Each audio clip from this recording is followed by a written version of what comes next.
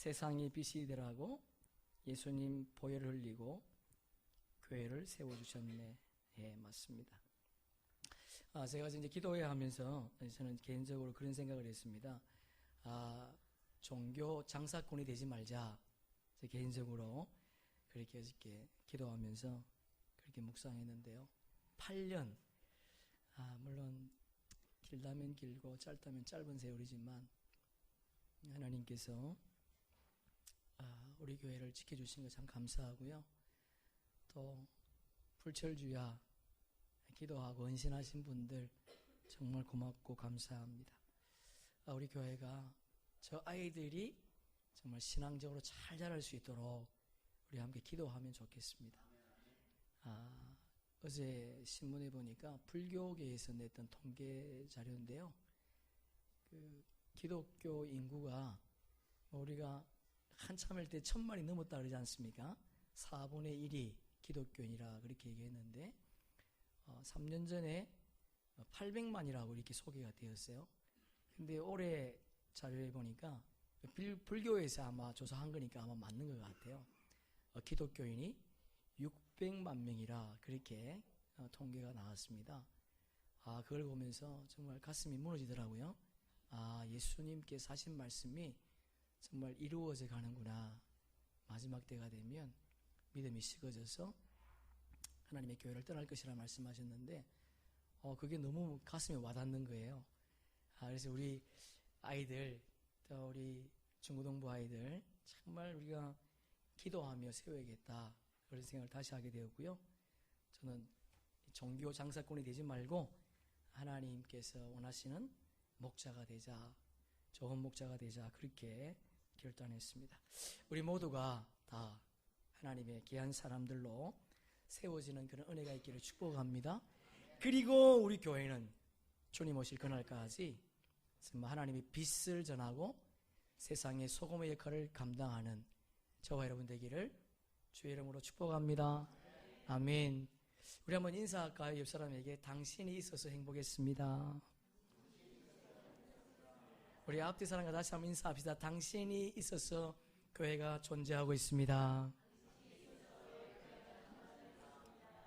예, 맞습니다. 우리는 지난주에 복음으로 세상을 정복하는 교회라는 제목으로 함께 은혜를 나눴습니다.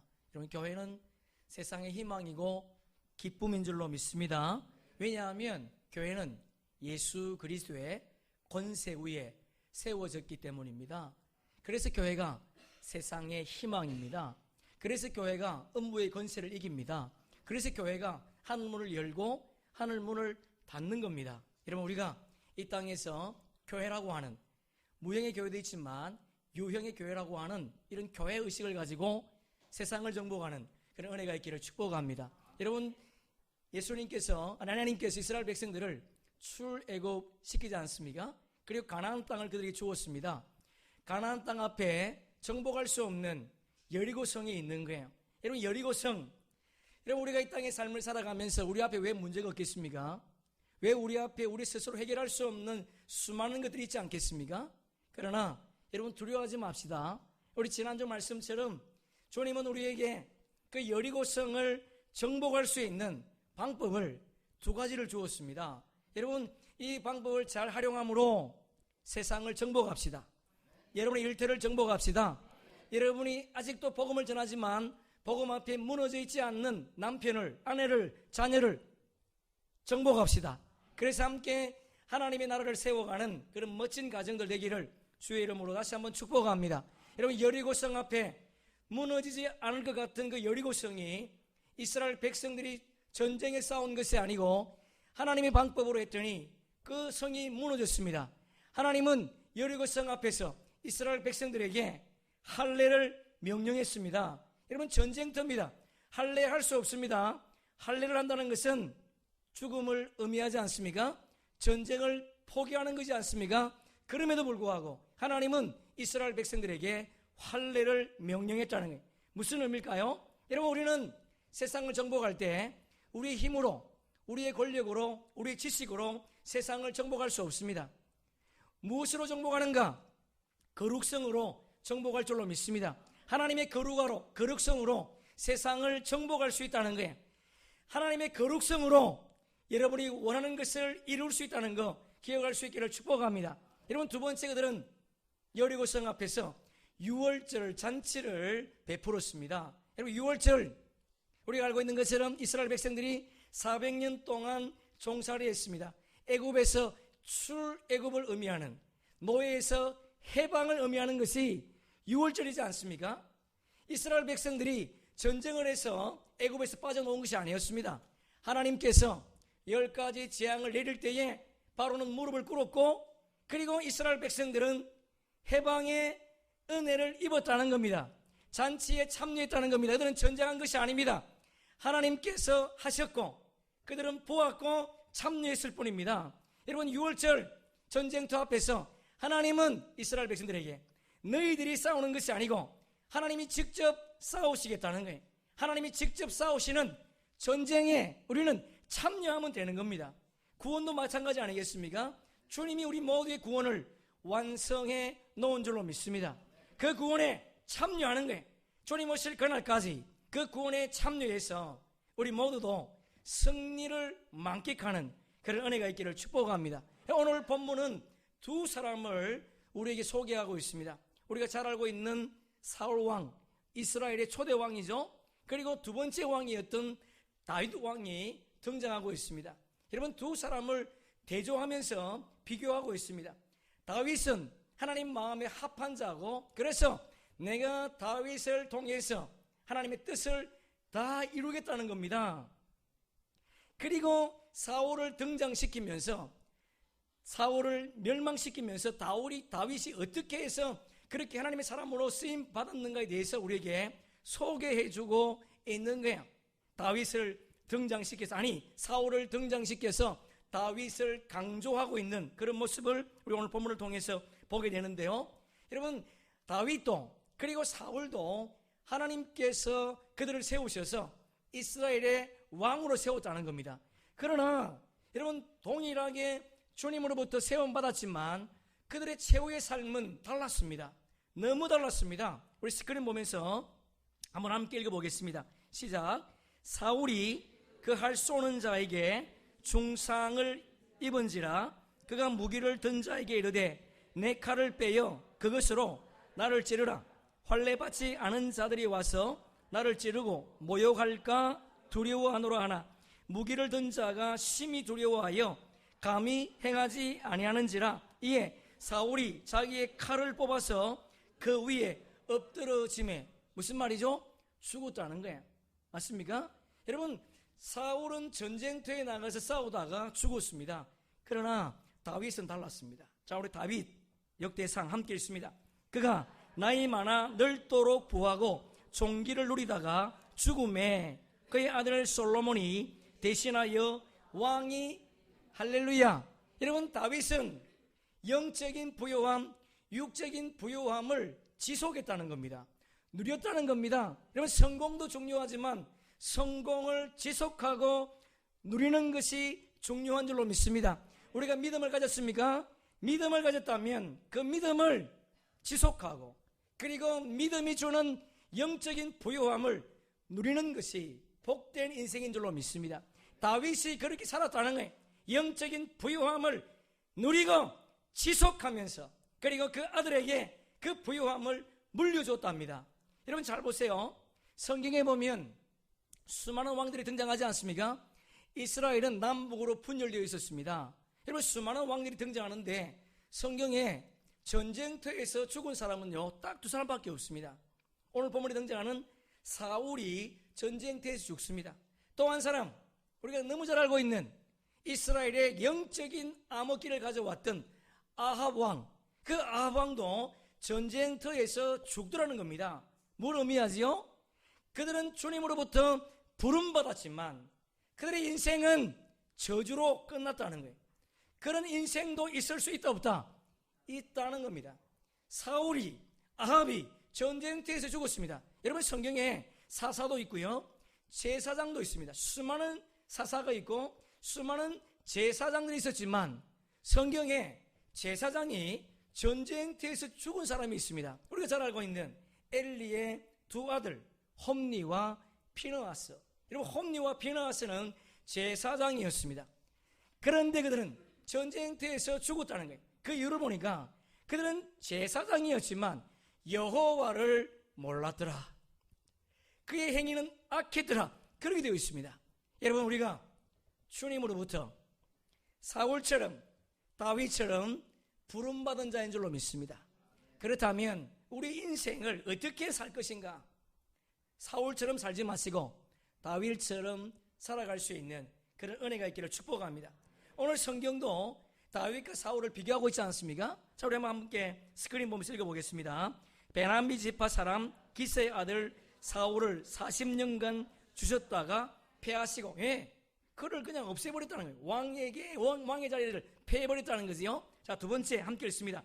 다윗을 왕으로 세우시고 증언하여 이르시되 내가 이새의 아들 다윗을 만나니 내 마음에 맞는 사람이라 내 뜻을 다 이루리라 하시더니 하나님이 약속대로 이 사람의 후손에서 이스라엘을 위하여 구주를 세우셨으니 곧 예수라.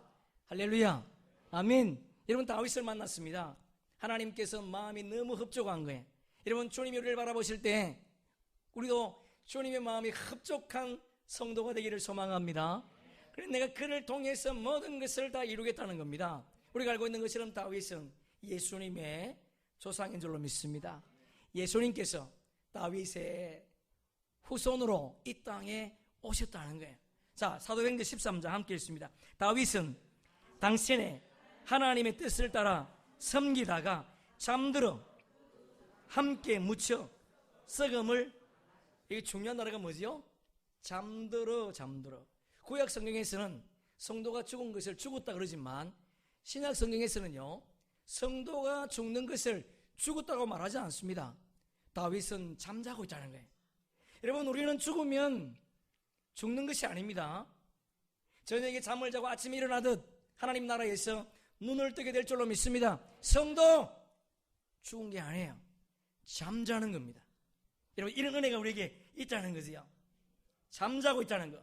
여러분, 오늘도 이 땅에 수많은 그리스도인들이, 어떤 사람은 사울처럼 주님을 섬기는 사람이 있는가 하면 어떤 사람은 다윗처럼 하나님을 섬기는 사람도 있다는 겁니다.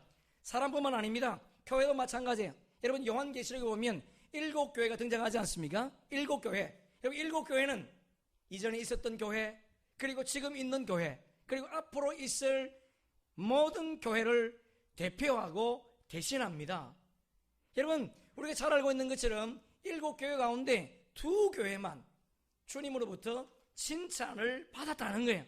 여러분, 우리도 7교회 가운데 속해 있는데 우리 교회도 스모나 교회처럼, 빌라델비아 교회처럼 작은 능력을 가지고 주님을 섬기는 그런 은혜가 있기를 축복합니다. 환난 가운데서도 세상에 무릎 꿇지 않고 주의 백성으로 살아가는 충성된 스모나 교회처럼 우리 교회도 그렇게 되기를 주의 이름으로 축복합니다. 여러분, 오늘 본문 속에 사람과 그리고 교회에 대한 하나님의 말씀을 우리에게 주셨는데, 그럼 어떻게 하면 우리가, 그리고 우리 공동체가 주님으로부터 쓰임받을 수 있을까?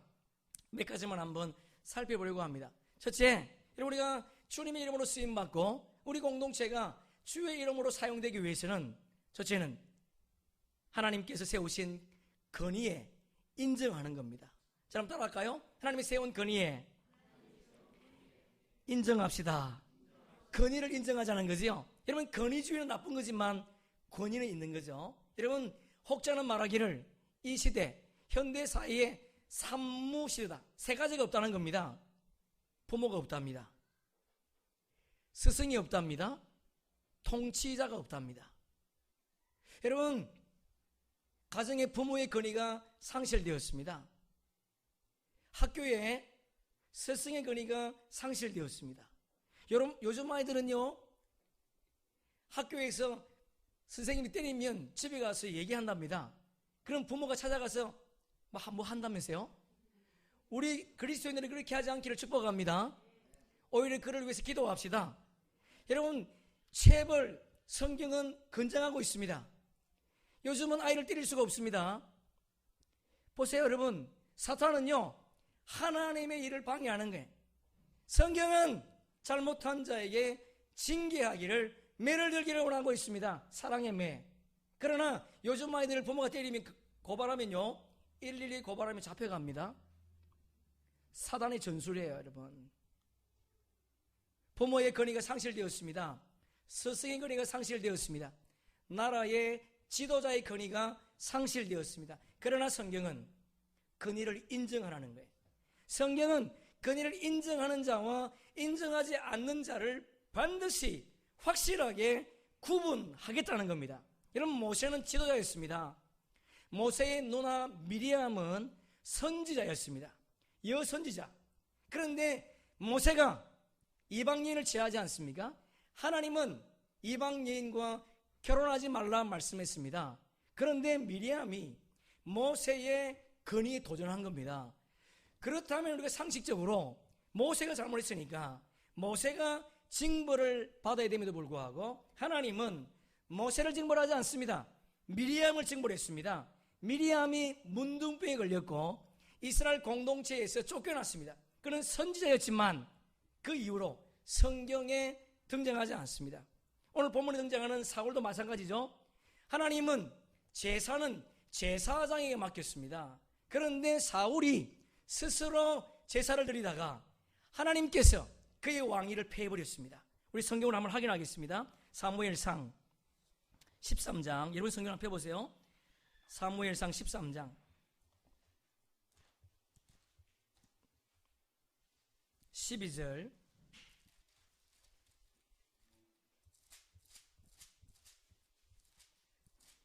우리 14절까지 함께 읽습니다. 제가 있는 성경 427페이지 시작. 사무엘이 사울에게 이르되 왕이 망령되이 행하였도다.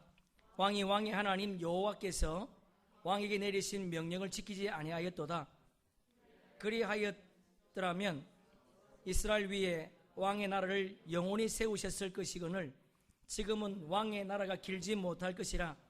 여호와께서 왕에게 명령하신 바를 왕이 지키지 아니하였으므로 여호와께서 그의 마음에 맞는 사람을 구하여 여호와께서 그를 그의 백성에 삼으셨느니라. 12절도 함께 읽습니다. 이에 내가 이르기를 블레셋 사람들이 나를 치러 길갈로 내려오겠거늘 내가 여호와께 은혜를 구하지 못하였다 하고 부득이하여 번제를 부득이해서 제사를 드렸다는 거야. 그런데 하나님은 그것을 인정하지 않습니다. 하나님께서 세우신 권위에 도전하는 사울을 패해버렸다는 겁니다. 여러분, 우리가 알고 있는 것처럼 창세기 49장에 보면 야곱이 12아들들을 축복하지 않습니까? 12아들들을 축복할 때에 시몬과 레위를 저주합니다. 그 이유는 우리 지난주에 함께 말씀을 배웠지요. 여러분, 왜 야곱이 12아들을 축복하면서 시몬과 레위를 저주하겠습니까?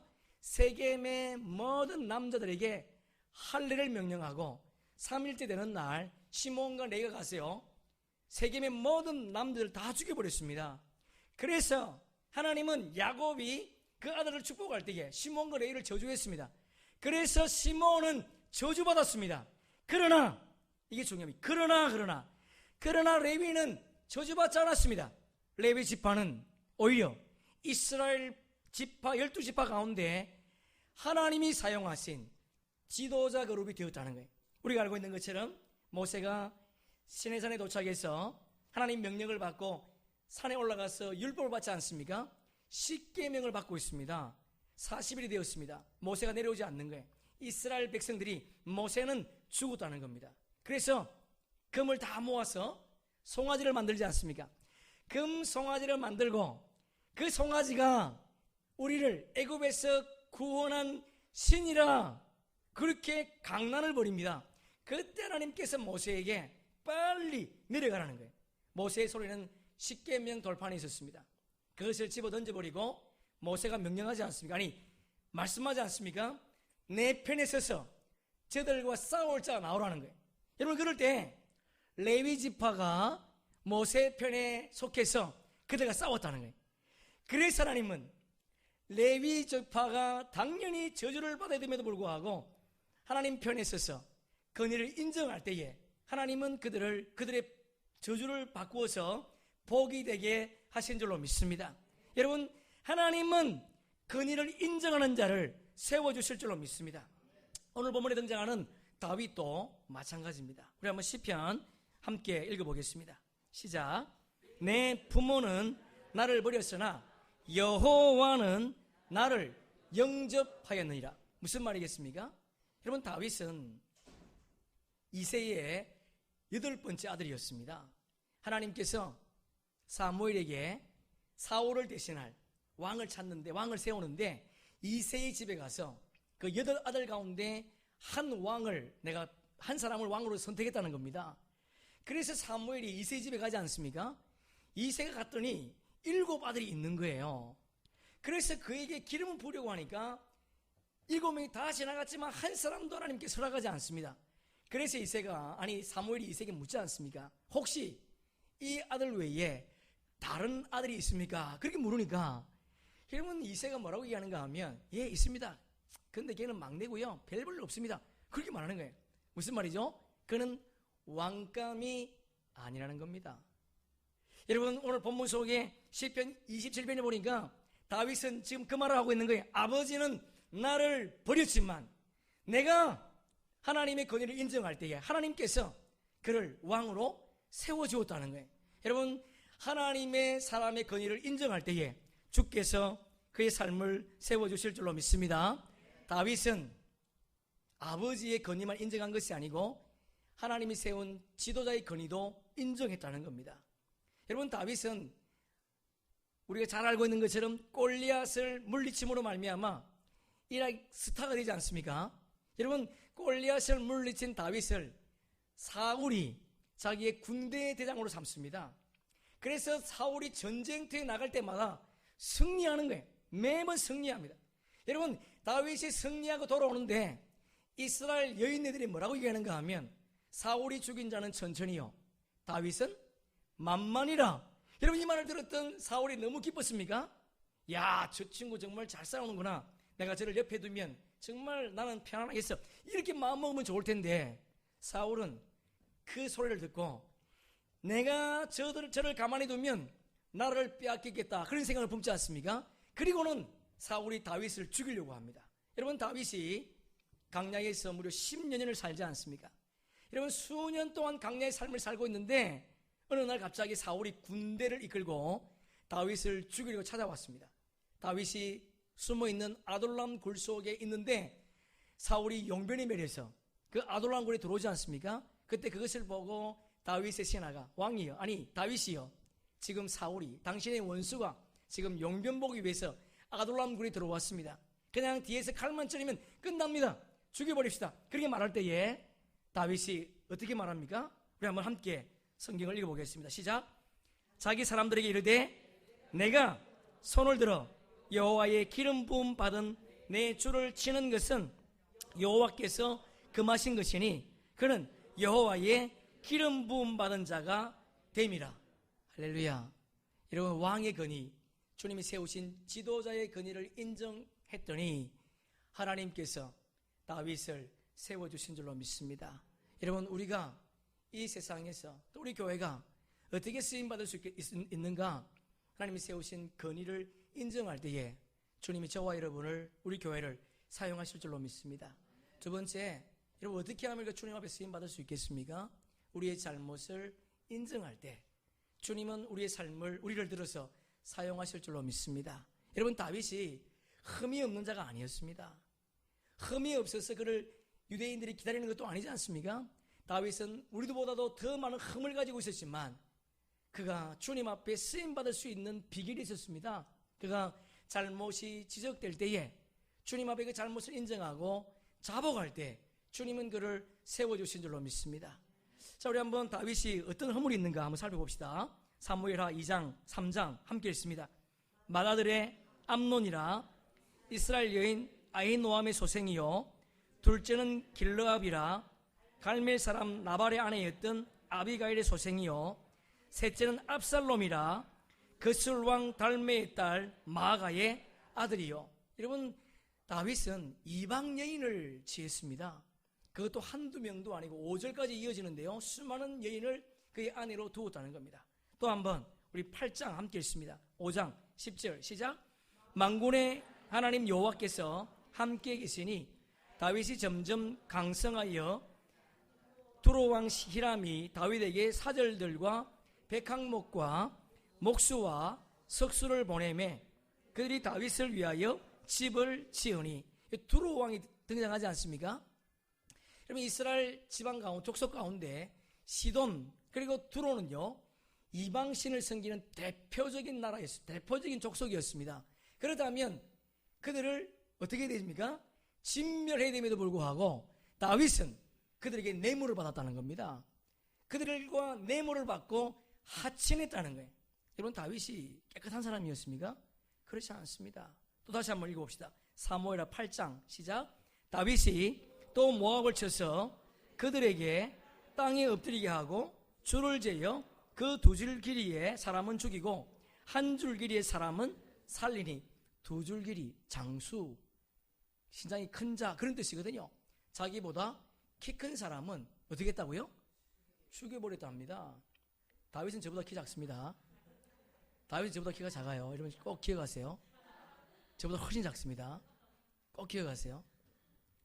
다윗은 자기보다 신장이 큰 사람은요 줄을 이어 죽여버렸답니다. 그게 컴플렉스가 있었다는 거지요. 그래서 제가요 키 큰 사람 만나면요 앉아서 이야기합시다 그런데 저는 죽이지는 않습니다. 그런데 다윗은요 자기보다 키 큰 사람은 어떻게 했다고요? 죽여버렸답니다. 또 한번 우리 시편 51편 함께 읽습니다. 내가 주께만 범죄하여 주의 목전에 악을 여러분 이거 우리 잘 아는 내용이죠. 다윗이 우리아의 아내 밧세바를 취하지 않습니까? 그리고는 나단으로부터 잘못을 지적받고 지었던 고백의 시였습니다. 우리가 잘 알고 있는 것처럼 우리아는요 다윗의 충신이었습니다. 여러분 다윗이 우리아의 아내 밧세바와 관계를 갖지 않습니까? 그런데 조금 지났는데 소식이 들려왔어요. 뭐 했다고요? 임신했다는 겁니다. 그래서 다윗이 사실을 은폐하기 위해서 전쟁터에 나가 있는 우리아를 불러들입니다. 그리고는 우리아에게 집에 가시라는 거예요. 그런데 우리아가 가지 않습니다. 그냥 왕궁의 구퉁에 잠을 자는 겁니다. 그래서 그 다음날 다윗이 우리아에게 술을 잔뜩 먹입니다. 여러분 술을 먹으면 집에 갈 거라 생각했지요? 술을 잔뜩 먹였음에도 불구하고 우리아가 집에 가지 않습니다. 그래서 다윗이 물어요. 왜 안 가느냐고. 그랬더니 우리아가 하는 말이 왕이여 나의 동료들 나의 부하들 나의 상관들이 지금 전쟁터에서 전쟁을 하고 있는데 내가 어떻게 집에 가서 편하게 쉴 수 있겠습니까? 여러분 이 정도면 충신이지 않습니까? 그런데 다윗이 자기의 이 은폐 사실을 실패하니까 요압 장군에게 편지를 보냅니다. 우리아가 전쟁터에 나가면 모두가 다 후진하고 우리아를 죽게 하라는 거예요. 여러분 결국 우리아가 전쟁터에 나가 죽습니다. 이 소식을 들었던 다윗이 밧세바를 불러들여서 자기의 무엇으로? 아내로 삼습니다. 여러분 착합니까? 못되죠. 예? 정말 못된 사람입니다. 악한 사람입니다. 여러분 이 정도 되면 우리도 희망이 있습니다.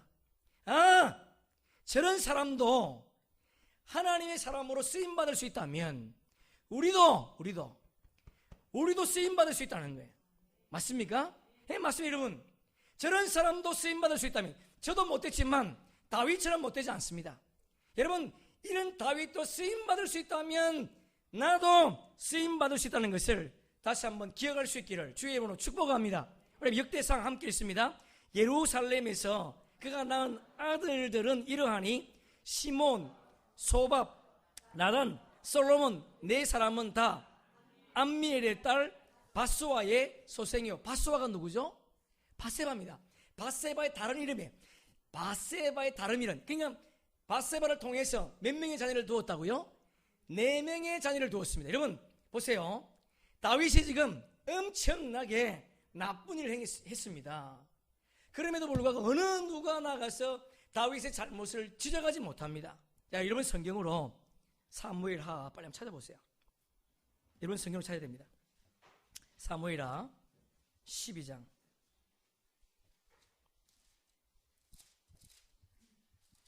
사무엘하 12장 12절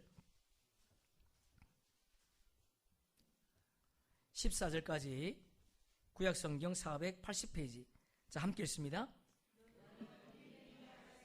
나는 온 이스라엘 앞에서 백주의 일을 행하리라 하셨다 하니 다윗이 나단에게 이르되 내가 여호와께 죄를 범하였노라 하매 나단이 다윗에게 말하되 여호와께서도 당신의 죄를 사하셨나니 당신이 죽지 아니하려니와 이 일로 말미암아 여호와의 원수가 크게 비방할 거리를 얻게 되었으니 당신이 낳은 아이가 반드시 죽으리라 하고. 자, 저를 보세요. 이제 성경 덮지 마세요. 여러분, 이렇게 읽으면 나단이 우리의 아내 밧세바를 취했을 때 그때 나단이 와서 그의 잘못을 지적했구나, 그렇게 이해할 수 있죠. 그죠? 네가 낳은 아이가 반드시 죽을 거야, 그렇게 말했단 말이죠. 그래서 다윗이요 기도합니다. 하나님 살려달라고. 그런데 그 아이가 죽습니다. 누군지 모르겠어요. 자, 여러분 성경으로요 24절 보세요. 12장 24절 시작.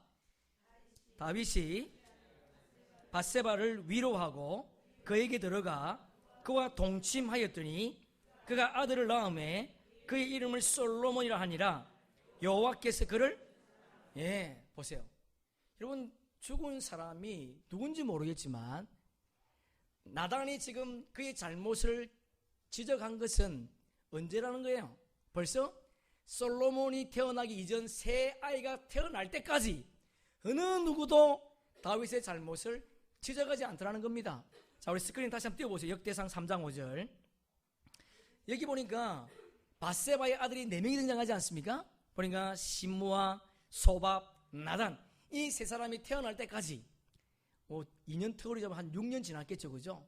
한 6, 7년이 지났음에도 불구하고 어느 누구도 다윗에게 가서 당신 잘못했어, 그렇게 말하는 자가 없다는 겁니다. 그런데 하나님께서 나단에게 가서 다윗의 잘못을 지적하라는 거예요. 나단이 너무 두려운 거예요. 그래서 나단이 어떻게 말합니까? 왕이여, 어떤 동네에 두 사람이 살고 있습니다. 한 사람은 부자고요, 한 사람은 가난합니다. 부자는 양과 소가 넉넉하고 많습니다. 그런데 가난한 사람은 암양 새끼 한 마리밖에 없습니다. 그 암양 새끼를 자기 자녀처럼, 자기 딸처럼 그렇게 사랑하고 품고 키웠습니다. 그런데 부자 집에 손님이 찾아왔습니다. 그런데 그 부자가 자기 집에 있는 소와 양을 잡지 않고 가난한 집에 있는 암양 하나를 잡아다가 자기 집에 찾아온 손님에게 대접했다는 거예요. 그때 다윗이 뭐라 그러죠? 성질을 버럭내면서 나단에게 내가 여호와의 이름으로 맹세하는데 그는 반드시 죽을 것이라는 거예요. 그 사람은 반드시 죽여야 된다는 거예요. 그때 나단이 뭐라 그러죠? 그 사람이 바로 당신입니다. 그 사람이. 여러분, 나단도 지금 다윗의 잘못을 지적할 수 없는 그런 위치에 있다는 겁니다. 자, 이런 마음을 가지고, 이런 배경을 가지고 다시 시편 51편 4절을 함께 읽습니다. 우리 성경 보면, 스크린 보면서 시작. 내가 주께만 범죄하여 주의 목전에 악을. 자, 저를 보세요. 여러분, 주께만 범죄했습니까? 다윗이? 맞아요? 아니잖아요. 누구에게 범죄했죠? 우리아에게. 또 누구에게? 밧세바에게. 그런데 다윗은 지금 뭐라고 얘기합니까? 주께만 범죄했다는 거예요. 무슨 말이죠?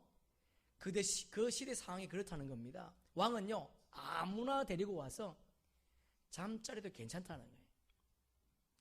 아무 여자나 데리고 와서 그냥 엔조해도 괜찮다는 겁니다. 그 시대가 그랬다는 겁니다. 그래서 다윗은 내가 주께만 범죄했습니다. 그렇다면 다윗은요, 나단이 자기의 죄를 지적할 때 어떻게 할 수 있습니까? 죽일 수 있습니다. 그럼에도 불구하고 다윗은 나단을 죽이지 않습니다. 하나님이 세운 선지자의 권위를 인정할 뿐만 아니라 그리고 자신의 잘못을 토로하더라는 거예요. 자신의 잘못을 고백했다는 겁니다. 그래서 하나님은 다윗을 이스라엘 왕으로 세우신 줄로 믿습니다. 여러분, 잘못이 있습니까? 주님 앞에 반복하는 죄가 있습니까? 주님 앞에 회개할 수 있기를 축복합니다. 주님 앞에 잘못을 드러내면, 잘못을 고백하면 주님이 용서해 주실 줄로 믿습니다. 우리의 어떤 무거운 죄를 할지라도 내 죄가 지적되면 그 죄를 아뢰세요. 그리고 고백하세요. 그리고 다시는 이런 죄를 범치 아니하리라 결단할 수 있기를 주의 이름으로 축복합니다.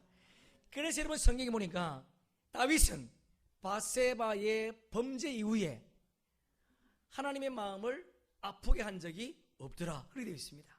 여러분 우리도 잘못하고 지금까지 삶이 평탄하지 못했고 못된 인생을 살아왔다 할지라도 희망이 있습니다. 소망이 있습니다. 그런 다윗도 주님 앞에 쓰임받았다면 우리도 쓰임받을 수 있다는 거예요. 잘못을 고백할 때, 그리고 다시는 내가 그 일을 하지 아니하리라 결단할 때 주님은 저와 여러분을 들어서 사용하실 줄로 믿습니다. 여러분 시편 51편 우리 잘 아는 내용이죠. 그걸 CCM으로도 부르지 않습니까? 우리 한번 스크린 보면서 한번 읽어볼까요? 시작. 오 주님, 정직한 영을 새롭게 하소서. 나를 주님 앞에서 멀리하지 마시고 주의 성령을 거두지 마옵소서. 그 구원의 기쁨 다시 회복시키시고 변치 않는 마음 내 안에, 할렐루야, 예, 변치 않는 마음. 우리 변하지 맙시다. 언제까지? 죽을 때까지. 언제까지? 주님 오실 그날까지 우리 신앙을 잘 지켜서 주님 앞에 쓰임받는 저와 여러분 되기를 축복합니다. 어떤 사람이, 어떤 공동체가 주님의 이름으로 쓰임받을 수 있겠습니까? 하나님께서 살아계심을 인정할 때 저와 여러분이 쓰임받을 줄로 믿습니다. 우리 한번 사무엘상 함께 읽습니다. 이 할례 받지 못한 블레셋 사람이 누구이기에 살아계신 하나님의 군대를 모욕하겠느냐? 예, 질문하겠습니다. 누가 한 말이죠? 누가 한 말이죠? 그러죠, 다윗이. 누구에게 한 말이죠? 그렇죠, 골리앗에게. 야, 정말 감사합니다. 여러분, 다윗이 골리앗에게 한 말입니다. 골리앗이 40일 동안 전쟁을 선포하지 않습니까? 이스라엘 백성들에게. 아니, 이스라엘 백성들을 모욕하고 그들이 섬기는 하나님을 모욕하고 있지만 어느 누가 나가서 싸우지 못합니다. 왜 못 나갔을까? 왜 못 나갔을까? 우리 한번 성경을 스크린 보면서 함께 읽습니다. 시작. 그의 키는 6규빗 한 뼘이요 머리에는 노투구를 썼고 몸에는 비늘 갑옷을 입었으니 그 갑옷의 무게가 놋 5,000세겔이며 그의 다리에는 놋 갑반을 쳤고 어깨 사이에는 놋 단창을 메었으니 그 창자로는 배틀채 같고 창날은 철 600세겔이며 방패 든 자가 앞서 행하더라. 여러분 보세요. 주눅 든 거죠. 여러분 한 규빗은요 여기서부터 여기까지 한 규빗입니다. 그래서 보통 그냥 50cm로 정하는 거예요. 그러면 6규빗이면 3m죠. 그러면 한 뼘은 보통 25에 30으로 잡거든요. 30으로 잡으면 키가 어떻다는 거죠? 3m 30이 누가? 골리앗이 3m 30입니다. 머리에는요 노트구를 썼습니다. 몸에는요 갑옷을 입었습니다. 그 갑옷의 무게가 보니까 5,000세겔이라. 한 세겔은 11.5g이거든요.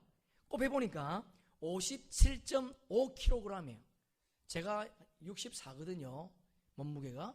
저보다 조금 덜 나가는 거죠. 57, 사람보다 안 무거운 거. 그런 것을 갑옷으로 입고 있습니다. 그리고 창무게가 뭐냐? 600세겔, 7kg이에요. 그러니까 완전 무장하고 있지요. 거기다가 뭘 들고 있습니까? 방패를 들고 있습니다. 그러니까 어느 누가 나가 싸우겠습니까? 아무도 나가서 싸울 수가 없는 거지요. 그런데 여러분 다윗이 아버지의 심부름으로 형들에게 도시락을 전하러 가지 않습니까? 그때에 골리앗이 외치는 소리를 듣습니다. 그래서 다윗이 내가 나가서 싸우겠다는 거예요. 그들이 사람이 사울에게 데려가지 않아서 사울이 다윗을 보는 순간 안 된다는 겁니다. 야, 너 무슨 정신없는 소리 하고 있냐는 거죠. 다윗은 소년이었습니다. 그런데 골리앗은 장수였습니다. 그래서 사울이 말하기를 너는 소년이지만 저 사람은 어릴 적부터 장수요, 군인이라는 거예요. 싸울 수 없다는 거죠. 그때에 다윗이 뭐라고 말하는가? 왕이여, 내가 아버지 양을 지킬 때에 곰이나 사자가 와서 어린 양을 물고 가면 내가 쫓아가서 그 입에서 입을 벌려가지고 어린 양을 건져내었다는 겁니다. 그리고 곰이나 사자가 일어나서 나를 치려고 하면 그 수염을 잡고 쳐주겠다는 거예요. 여러분, 이어서 다윗이 이렇게 말합니다. 우리 한번 17장 36절 함께 읽습니다. 주의 종이 사자와 곰도 쳤은즉 살아계시는 하나님의 군대를 모욕한 이 할례받지 못한 블레셋 사람이리까 그가 그 짐승의 하나와 같이 되리이다. 할렐루야. 여러분, 살아계신 하나님 그분을 의지하고 내가 나가겠습니다. 곰도 사자도 내가 쳐주겠는데 저 블레셋 사람, 이방 사람을 내가 이기지 못하겠습니까? 여러분, 사울이 이 말을 듣고요, 자기 갑옷을 내줍니다. 여러분, 다윗이 입을 수 있습니까? 입을 수가 없죠. 사울도 키가 큰 사람이었지 않습니까? 입을 수 없었으니까 다윗이 돌멩이 5개 들고 나갑니다. 돌멩이 5개. 돌멩이 5개 들고 나가서 싸워서 이긴 줄로 믿습니다. 여러분, 돌멩이 5개 들고 나가면서 다윗이 뭐라고 외치는가? 너는 칼과 단창으로 나오지만 나는 만군의 여호와의 이름으로 나아간다. 할렐루야. 여러분, 만군의 여호와, 그분이 지금도 살아계실 줄로 믿습니다. 어떤 환경 속에서도 그분이 살아계심을 인정하고 여러분의 삶에 골리앗이 있다면 그것을 믿음으로 물리치기를 주님의 이름으로 축복합니다. 물질의 어려움이 있습니까? 아니면 취업의 어려움이 있습니까? 건강의 어려움이 있습니까? 모든 어려움, 우리 앞에 있는 골리앗, 살아계신 주님이 그 골리앗을 물리쳐 주실 줄로 믿습니다. 여러분, 우리가 살아있는 그분을 인정한다면 저와 여러분이 쓰임받을 수 있다는 거 기억할 수 있기를 축복합니다. 마지막으로 여러분, 어떤 공동체, 어떤 개인이 하나님의 이름으로 쓰임받을 수 있을까? 말씀과 기도에 집중할 때 주님은 저와 여러분을 사용하실 줄로 믿습니다. 우리 한번 열왕기상 2장 함께 읽습니다. 내가 이제 세상 모든 사람이 가는 길로 가게 되었노니 너는 힘써 대장부가 되고 내 하나님 여호와의 명령을 지켜 그 길로 행하여 그 법률과 계명과 율례와 증거를 모세 율법에 기록된 대로 지키라. 그리하면 내가 무엇을 하든지 어디로 가든지 형통할지라. 여러분, 지금 다윗은 마지막 운명의 순간을 맞이했습니다. 여러분, 그 아들에게 지금 유언을 하고 있는 거예요. 여러분, 다윗은 전쟁에 능한 자였지 않습니까? 솔로몬에게 전쟁의 병법을 가르쳐주지 않습니다. 그가 이렇게 나라를 세운 것은 하나님의 말씀을 뭐 했다고요? 가까이 두었다는 겁니다. 그래서 솔로몬에게 너도 하나님의 말씀을 가까이 두고 그것을 읽고 그것을 지켜 행하라, 그렇게 말하고 있습니다. 여기 보니까 모세 율법에 기록된 대로 지키라, 그렇게 되어 있지 않습니까? 모세 율법 5가지 성경밖에 없습니다. 그러나 우리에게는 66권의 성경이 있는 줄로 믿습니다. 더 많은 약속을 우리가 가지고 있다는 거예요. 모세의 율법이 아니라 복음서도 가지고 있고요, 서신서도 가지고 있고요, 더 많은 약속이 우리에게 있습니다. 여러분, 모세의 율법을 지켜 행하면 네가 무엇을 하든지 어디로 가든지 형통할 것이라. 여러분, 우리에게도 형통한 길이 열려 있습니다. 주의 말씀을 지켜 행할 때에 반드시 우리도 다윗처럼 쓰임받는 은혜가 있을 줄로 믿습니다. 여러분, 다윗은 말씀의 사람이었던 것처럼 기도의 사람이었습니다. 여러분, 시편 62편 함께 읽습니다. 백성들아, 시시로 그를 의지하고 그의 앞에 마음을 토하라. 하나님은 우리의 피난처시라. 할렐루야. 여러분, 그분이 우리의 피난처입니다. 여러분의 가정이 피난처가 아닙니다. 여러분의 물질이 피난처가 아니에요. 하나님만이 우리의 피난처가 될 줄로 믿습니다. 여러분, 시편 61편, 시편 62편, 시편 63편은 다윗이 언제 썼는가? 압살롬에게 도망다닐 때, 그 아들이 반란을 일으키고 강야에 쫓겨다닐 때에 다윗이 쓴 시입니다. 그 가운데서 다윗이 뭐라고 얘기합니까? 시시로 주님 앞에 기도하라는 거예요. 여러분, 기도 우리 중요한 줄 알고 있습니다. 여러분, 기도가 중요한 거 왜 모르겠습니까? 기도가 중요한 줄 알지만 우리가 중요한 만큼 기도하지 않는다는 게 문제지 않겠습니까? 왜 기도하지 않습니까? 두 가지 이유가 있는 것 같습니다. 첫째는 너무 바빠서, 둘째는 피곤해서. 그러나 우리가 잃어버리지 말아야 될 것이 있습니다. 꼭 기억해야 될 것이 있다면, 여러분, 중요한 것과 유일한 것은 다릅니다. 여러분, 기도가 중요한 줄 알지만 기도보다 중요한 일이 있으면 기도하지 않습니다. 그러나 여러분, 기도는요, 중요한 것이 아니고 유일한 겁니다. 유일하다는 것은 그 어떤 것과 대체할 수 없다는 거예요. 기도는 그 어떤 것으로 바꿀 수 없다는 겁니다. 그래서 예수님께서 마가복음 9장 27절에서 이렇게 말하지 않습니까? 우리 함께 읽어볼까요? 시작. 기도 외에는 다른 것으로는 이런 유가 나아갈 수 없느니라. 할렐루야. 여러분, 기도가 중요하다고 생각하는 사람과 기도가 유일하다고 생각하는 사람은 엄청난 차이가 있다는 거예요. 여러분, 기도는 그 무엇과도 대신할 수 없습니다. 그 무엇과도 바꿀 수 없다는 거예요. 기도해야지만이 해결될 수 있는 것이 있다는 겁니다. 여러분, 기도는 우리의 삶을 윤택하게 하는 길인 줄로 믿습니다. 그래서 오스왈드 챔버스가 이런 말을 했습니다. 우리 한번 스크린 보면서 함께 읽습니다. 기도는 위대한 일을 성취하기 위한 수단이 아니다. 기도는 그 자체가 위대한 일이다. 기도는 우리가 할 수 있는 최상의 길이요, 최고의 방법이요, 최대의 수단이다. 할렐루야. 여러분, 기도는 위대한 일입니다. 여러분, 기도는 오직 유일한 길이요, 유일한 방법이요, 유일한 수단이라는 거예요. 여러분, 이것을 믿을 수 있기를 축복합니다. 다윗은 말씀의 사람이었지만 기도의 사람이었습니다. 여러분, 어떤 것으로 해결되지 않는 것이 우리 삶 속에 있습니다. 그러나 그것은 기도할 때 해결될 줄로 믿습니다. 그래서 주님은 기도가 무엇이냐? 기도는 창조의 사역이라는 거예요. 여러분, 기도가 창조의 사역입니다. 우리 한번 스크린 보면서 에레미야 33장 함께 읽습니다. 너는 내게 부르짖으라. 내가 내게 응답하겠고 내가 알지 못하는 크고 비밀한 일을 내게 보이리라. 할렐루야. 기도할 때 주께서 감추어놨던 비밀을 보여주겠다는 겁니다. 그런데 그 앞절에 보면 중요한 구절이 있습니다. 우리 함께 읽습니다. 시작. 이를 행하시는 여호와, 그것을 만들어 성취하는 여호와, 그의 이름을 여호와라니가 이같이. 할렐루야. 무슨 말이죠? 기도는 창조의 목적이라는 거예요.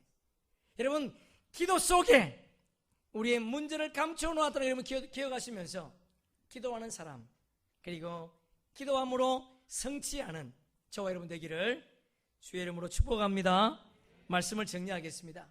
여러분, 두 주간을 거쳐서 교회가 어떤 것인가, 그리고 교회를 구성하는 우리가 어떤 사람인가, 어떻게 하면 세상을 정복할 수 있을까, 어떻게 하면 하나님의 마음에 합한 자로 나를 통해서 하나님의 뜻을 이룰 수 있을까, 우리 함께 살펴봤습니다. 여러분, 하나님은 전능하신 분입니다. 하나님은 인간과 동업하지 않아도 혼자서 이 땅을 창조하셨습니다. 그분은 지금도 당신 스스로 우주 만물을 통치하시고 다스리십니다.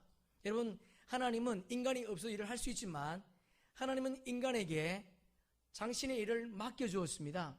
우리 지난주 오후에 함께 말씀을 나눴던 것처럼 하나님은 천사에게 맡기지 않고 우리에게 맡겨주었다는 거예요. 여러분, 왜 하나님은 천사에게 하나님의 일을 맡기지 않고 우리에게 일을 맡기겠습니까? 여러분, 천사는 용서받아 본 경험이 없습니다. 그러나 우리는 용서받은 경험이 있지 않습니까? 그분의 용서가 없다면 우리가 이 땅에 이곳에 어떻게 앉아 있을 수 있겠습니까? 그분이 우리를 용서하셨기 때문에 우리가 구원받은 주의 백성이 되었습니다. 그분이 용서해 주었기 때문에 우리가 주님의 자녀라고 하는 특권을 가지고 있다는 거예요. 여러분, 그분이 오늘도 당신의 마음에 합한 자를 통해서 주의 뜻을 이루어가고 싶어 하십니다. 여러분, 우리 개인이 그리고 우리 교회가 그분의 마음에 합해서 그분의 뜻을 이루어드리는 그런 은혜가 있기를 축복합니다. 어떤 자가, 어떤 교회가 하나님의 뜻을 이루어드릴 수 있겠습니까? 하나님이 세우신 건의에 인정하는 교회, 인정하는 개인이 주님 앞에 쓰임받을 줄로 믿습니다. 자신의 잘못이 지적되면 내려놓고 내 뜻과 내 생각을 내려놓고 주님 앞에 자복하며 회개하는 사람, 그 사람을 주님이 쓰실 줄로 믿습니다. 하나님은 지금도 살아계십니다. 지금도 여러분과 함께하기를 원하십니다. 여러분을 들어서 쓰기를 원하십니다.